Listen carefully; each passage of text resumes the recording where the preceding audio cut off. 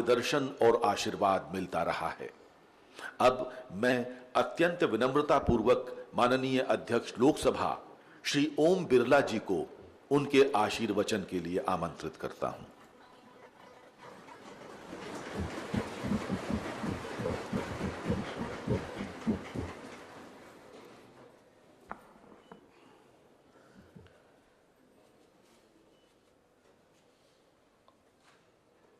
आज के कार्यक्रम में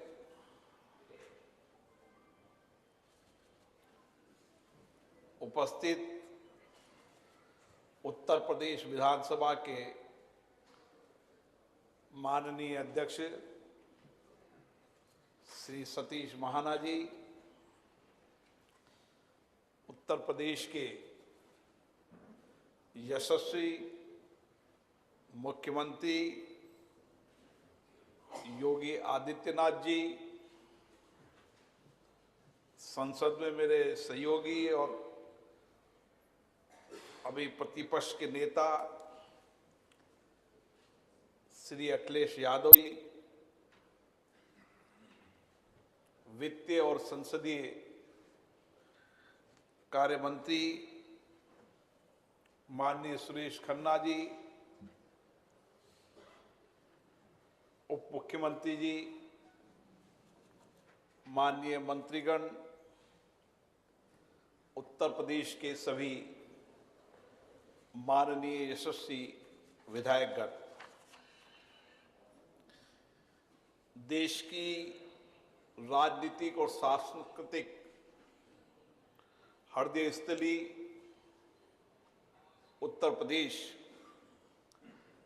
गोमती नदी के पावन तट पर, जहां देश की अलग अलग नदियां मिलती है, एक ऐतिहासिक प्रदेश, एक गौरवशाली प्रदेश की राजधानी लखनऊ में आकर मुझे बहुत प्रसन्नता हो रही है। उत्तर प्रदेश प्राचीन काल से ही हमारी सांस्कृतिक, आध्यात्मिक, बौद्धिक और राजनीतिक चिंता का केंद्र रहा है। भारत के स्वतंत्रता संग्राम के आंदोलन से लेकर अभी तक उत्तर प्रदेश की इस पवित्र भूमि में हमारे सभी राजनेताओं ने उत्तर प्रदेश के विकास के लिए यशस्वी काम किए हैं। मैं इस मौके पर उत्तर प्रदेश के माननीय मुख्यमंत्री योगी आदित्यनाथ जी को बधाई देता हूं, जिन्होंने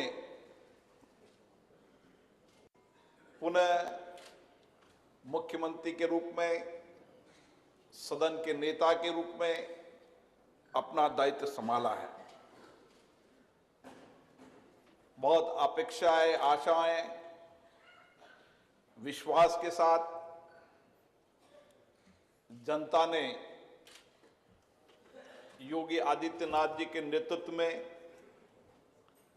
सरकार को मौका देने का प्रयास किया है। मुझे आशा है कि मुख्यमंत्री जी के नेतृत्व में, सदन के नेता के रूप में इस प्रदेश के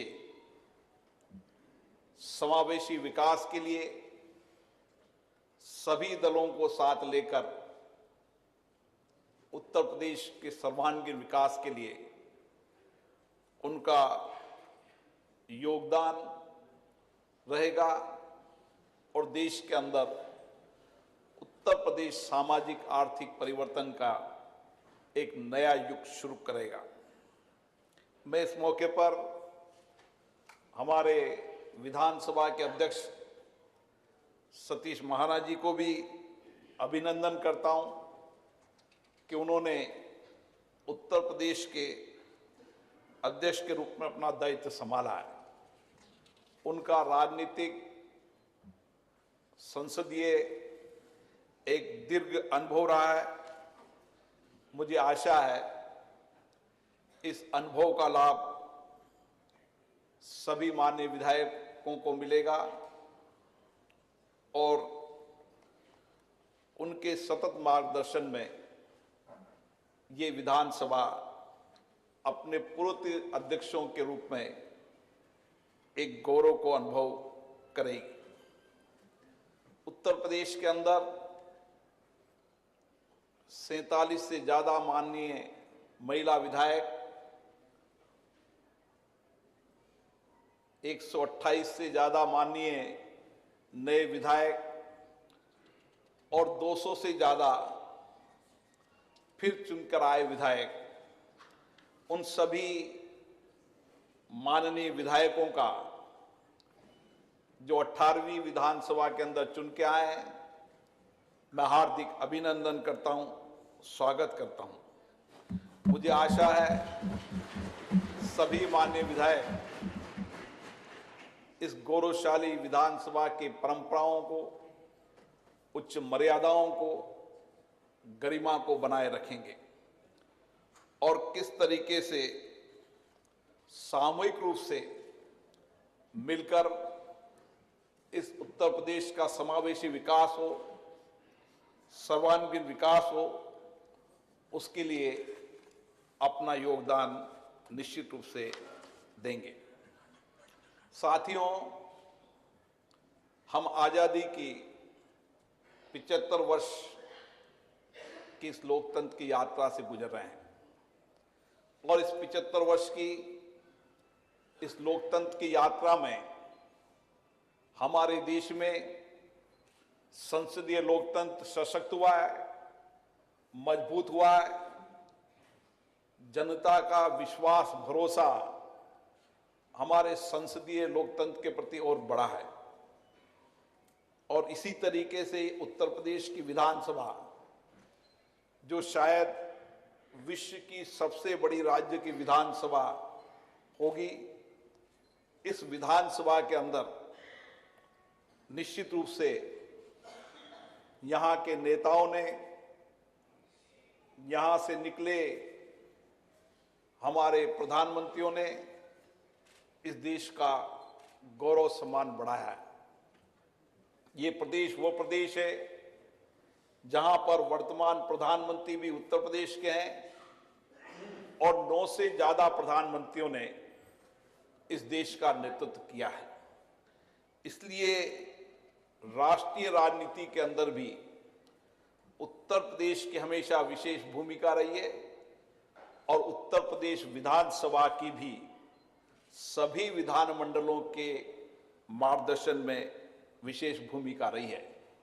मैं इस मौके पर सतीश महाना जी को, मुख्यमंत्री जी को बहुत बहुत धन्यवाद दूंगा, जिन्होंने पूरे देश को, विधानमंडल को एक दिशा दी है।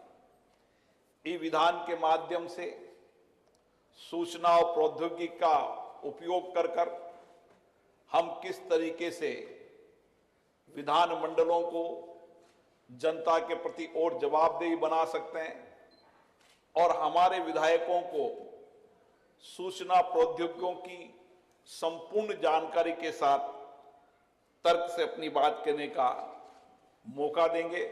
निश्चित रूप से आज जो ई विधान और कंप्यूटराइज का शुभारंभ हुआ है, निश्चित रूप से सूचना और प्रौद्योगिकी का लाभ हमको भी मिलेगा और प्रदेश की जनता को मिलेगा। साथियों, भारत दुनिया का सबसे बड़ा लोकतंत्र है। जब आजादी प्राप्त हुई थी तो हमारे सामने एक चुनौती थी कि हम शासन चलाने की कौन सी पद्धति अपनाएं, लेकिन हमारे मनीषियों ने उत्तर प्रदेश में विशेष रूप से जवाहरलाल नेहरू ले लें, बाबा साहब अम्बेडकर ले लें, तमाम नेताओं ने बड़ी सूझबूझ के साथ संसदीय प्रणाली अपनाई। आज दुनिया के अंदर शासन चलाने की सर्वश्रेष्ठ पद्धति है तो संसदीय लोकतंत्र की प्रणाली है। और इसीलिए मैं कह सकता हूं कि इस समय हमारी बड़ी जिम्मेदारी हो जाती है कि हम किस तरीके से इस संसदीय लोकतंत्र के माध्यम से अपने दायित्वों को निभाते हुए जनता की अपेक्षाएं, आकांक्षाएं, विश्वास, भरोसे को कायम रखें। जनता ने बहुत विश्वास के साथ, भरोसे के साथ आपको चुनकर भेजा है और प्रतिनिधि सभा के रूप में आप लाखों लोगों का प्रतिनिधित्व करते हैं। किस तरीके से आप उनकी चिंताओं को, उनके अभावों को, उनकी कठिनाइयों को, उनको समस्याओं को सदन के माध्यम से सरकार तक पहुंचाएं। ठीक कहा मुख्यमंत्री जी ने कि ये सदन एक ऐसा केंद्र है जहां पर पूरे राज्य की जनता की भावनाओं का, 25 करोड़ लोगों की भावनाओं की, उनकी चिंताओं की, उनके अभावों की, उन कठिनाइयों का अगर एक साथ एक जगह उन सबका समावेश हो सकता है तो विधानसभा और संसद में हो सकता है। और इसीलिए इन विधान मंडलों का हम किस तरीके से चर्चा और संवाद के अंदर सार्थक उपयोग करें ताकि समाज में अंतिम व्यक्ति जो बैठा है उसकी अभावों को, उनकी चिंताओं को, उनके आंख के आंसुओं को हम पहुंच सकें और उसके जीवन के अंदर एक सामाजिक आर्थिक परिवर्तन ला सकें।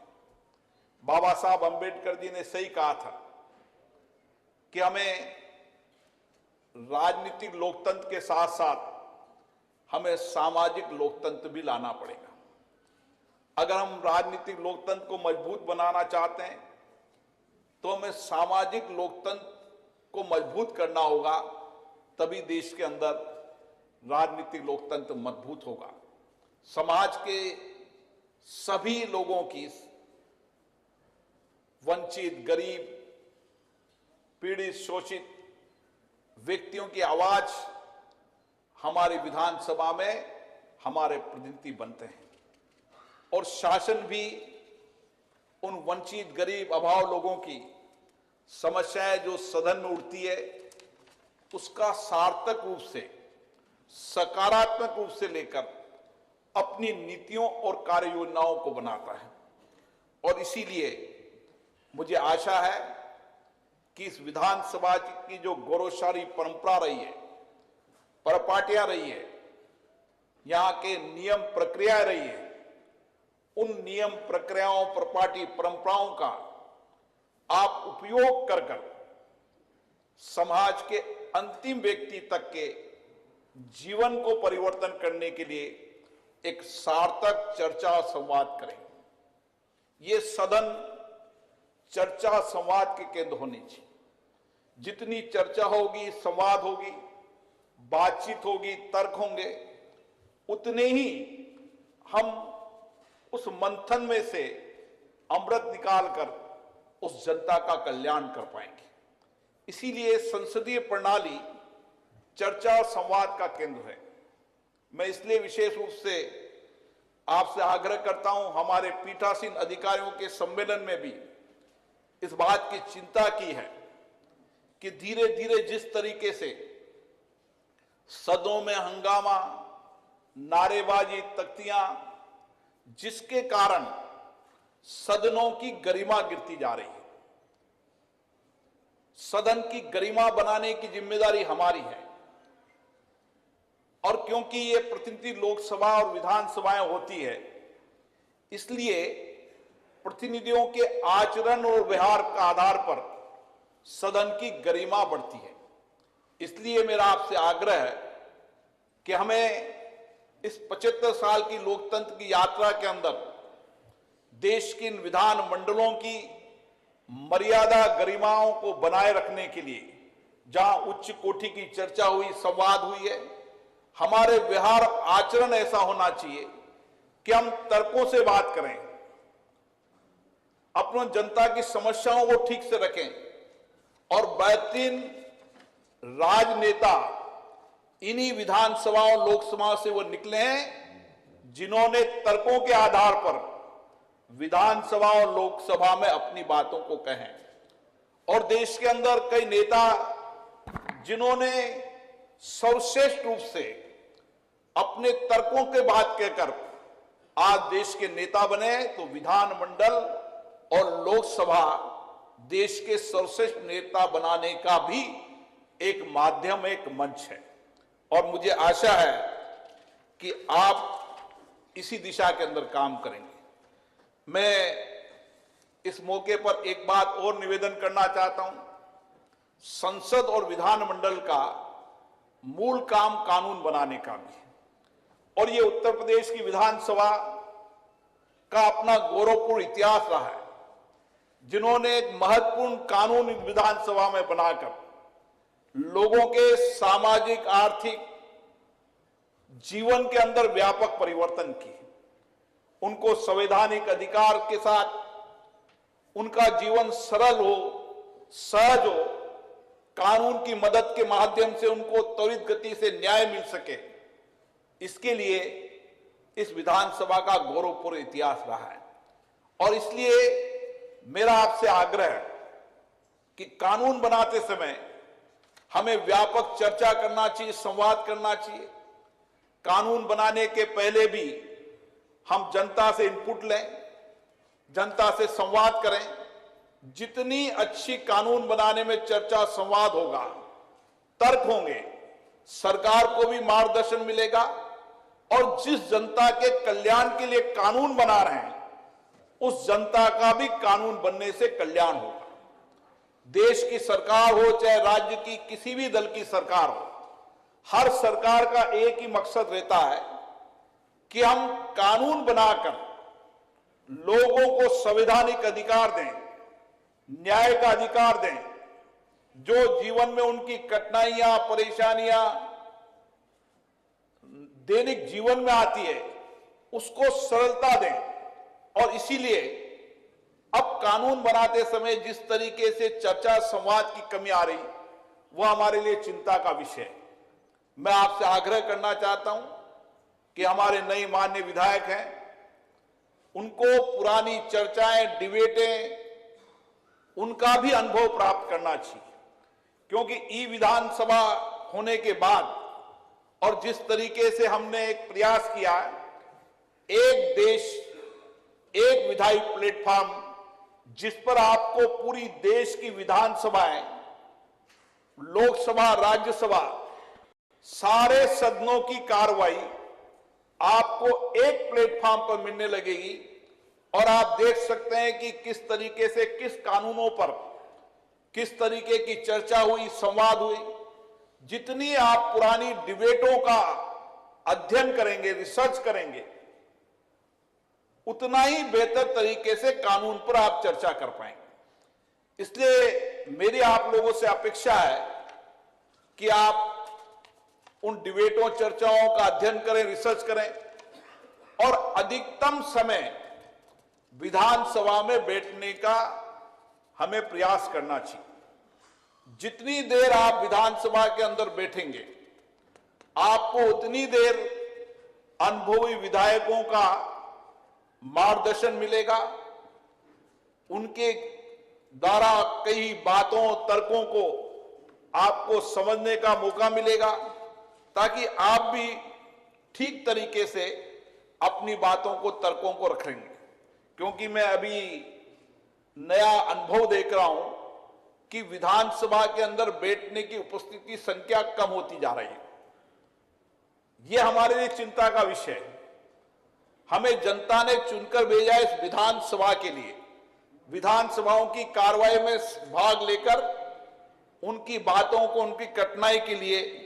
तो मेरा आग्रह है कि आप इस दिशा की ओर भी काम करेंगे और कोशिश करेंगे कि देश और दुनिया की सबसे बड़ी विधानसभा चर्चा, संवाद का वह केंद्र बने, जो सभी विधानसभाओं का मार्गदर्शन कर सकें।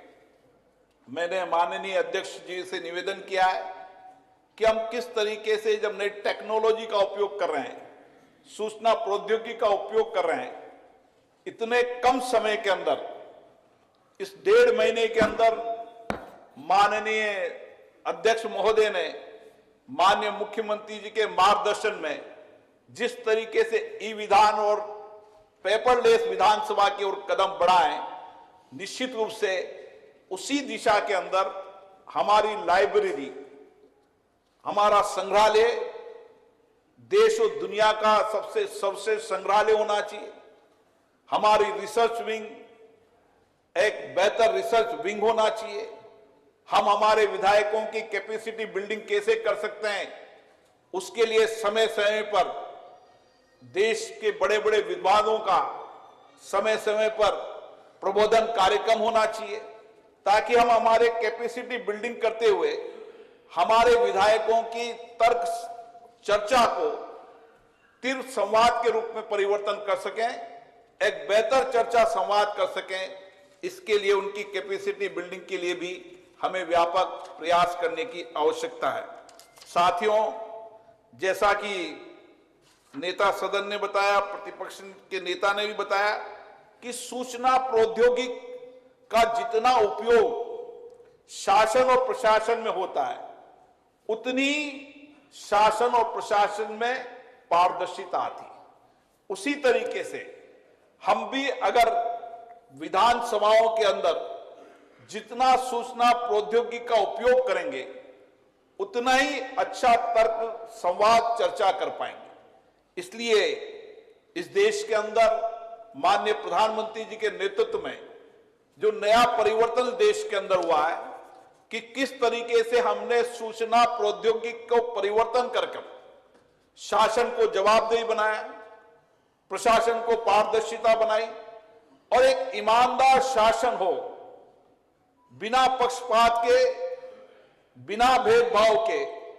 जितना मानव संसाधन का उपयोग कम होगा, जितनी तकनीकी का उपयोग होगा, उतनी शासन प्रशासन के अंदर पारदर्शिता आएगी।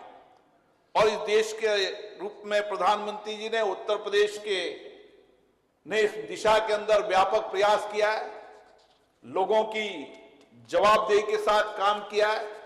मुझे आशा है कि चाहे सत्ता में बैठे हैं, चाहे प्रतिपक्ष में बैठे हैं, हम सबका एक ही ध्येय और एक ही लक्ष्य है कि हम किस तरीके से हमारे प्रदेश की 25 करोड़ जनता के सामाजिक आर्थिक जीवन में परिवर्तन ला सके, कैसे समाज के अंतिम व्यक्ति के जीवन के अंदर एक व्यापक परिवर्तन लाकर समाज के वंचित, गरीब, अभाव में रहने वाले लोगों के जीवन परिवर्तन कर सकें। इसके लिए हम यहां विधानसभा में आए हैं। मुझे आशा है इस विधानसभा में इसी दायित्वों का हम निर्वहन करते हुए प्रदेश के समावेशी विकास के लिए अपनी संपूर्ण ऊर्जा से, अपने कठोर परिश्रम से, निष्ठा से, प्रतिबद्धता के साथ, एक सकारात्मक चर्चा के साथ इस प्रदेश का व्यापक विकास करेंगे और आने वाले समय के अंदर इस देश और दुनिया के अंदर, इतना बड़े राज्य के अंदर हम किस तरीके से समावेशी रूप में संपूर्ण क्षेत्र का, सभी लोगों का विकास करने के लिए इस विधानसभा के अंदर सामूहिकता के साथ मिलकर काम करेंगे। चाहे पक्ष हो, चाहे प्रतिपक्ष हो, सबकी अपनी अपनी जिम्मेदारी है, लेकिन सब सामूहिकता से इस बात की जिम्मेदारी मानते हैं कि मेरा प्रदेश कैसे आगे बढ़े और उसमें मेरा क्या योगदान हो। इसके लिए मुझे आशा है सकारात्मक रूप से पक्ष और विपक्ष मिलकर काम करेंगे। जहां पर शासन और प्रशासन में कुछ कमी आएगी, इस विधान मंडलों के माध्यम से प्रतिपक्ष के रूप में हमारी भूमिका रहेगी कि शासन में जवाब दे रहे, प्रशासन में पारदर्शिता रहे। इसके लिए भी हम सजग पद्धति के रूप में काम कर सामूहिकता के साथ, सामूहिक उत्तरदायित्व के साथ, सामूहिक संकल्प के साथ इस उत्तर प्रदेश को देश का सबसे आर्थिक सामाजिक परिवर्तन करने वाला प्रदेश और सबसे सर्वांगीण विकास, क्योंकि आज देश के अंदर उत्तर प्रदेश का व्यक्ति हर राज्य के अंदर है और जिस कठोर परिश्रम के साथ वह जिस राज्य में रहता है, उस राज्य के विकास में उसका योगदान रहता है। और दुनिया के जितने भी देशों के अंदर मैं गया हूं, वहां भी उत्तर प्रदेश के लोगों का उस देश के विकास में भी बहुत बड़ा योगदान है। इसलिए हमारी ज्यादा जिम्मेदारी बन जाती है कि हम इस सामूहिकता के साथ मिलकर इसको काम को करेंगे। आप सभी को पुनः बहुत बहुत धन्यवाद, बहुत बहुत शुभकामनाएं, बहुत बहुत बधाई।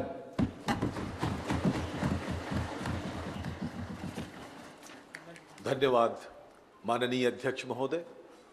महोदय, हम आपके संज्ञान में लाना चाहेंगे कि उत्तर प्रदेश विधानसभा मंडप में 379 सीटें थीं, जबकि सदस्यों की संख्या 403 है।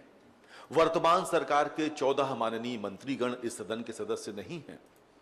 उत्तर प्रदेश विधानसभा के अध्यक्ष के निर्देशन में और विधानसभा के अधिकारियों और कर्मचारियों ने 37 अतिरिक्त सीटें लगाकर माननीय सदस्यों के सदन में बैठने की उचित व्यवस्था बना ली है। यही नहीं, अब सदस्यों को यहां नामतः बाय नेम सीट आवंटित की जा रही है और ऐसी व्यवस्था करने वाली उत्तर प्रदेश की विधानसभा देश की पहली विधानसभा है। मीलों हो फासले, हारो मत हौसले, लक्ष्य पाने के लिए केवल समर्पण चाहिए, कुछ कर गुजरने के लिए मौसम नहीं मन चाहिए। अब आज के कार्यक्रम में